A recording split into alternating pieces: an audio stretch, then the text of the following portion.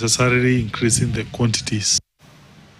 Now, the Tana Athi Water Services Agency has invested 330 million to secure water supply for the Kenanie Leather Industrial Project, a move aimed at supporting manufacturing growth and boosting the local economy.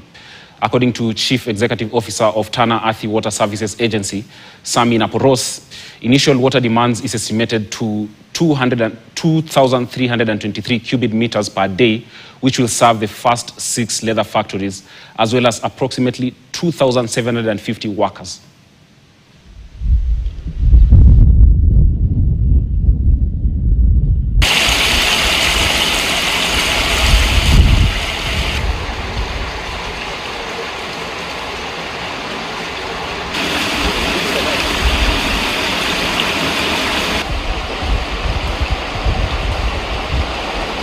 Tana Athi, we had injected about 330 million for construction of the mega tanks and water pipeline supply of 25 kilometers, all the way from Mavoko water supply system, which was also done by Tana Athi now under the county government, WSP.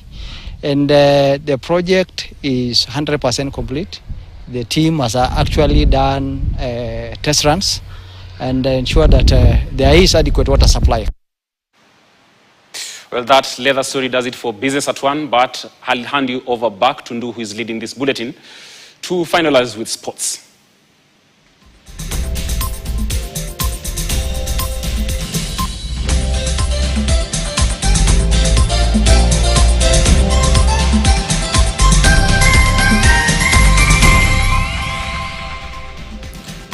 And jumping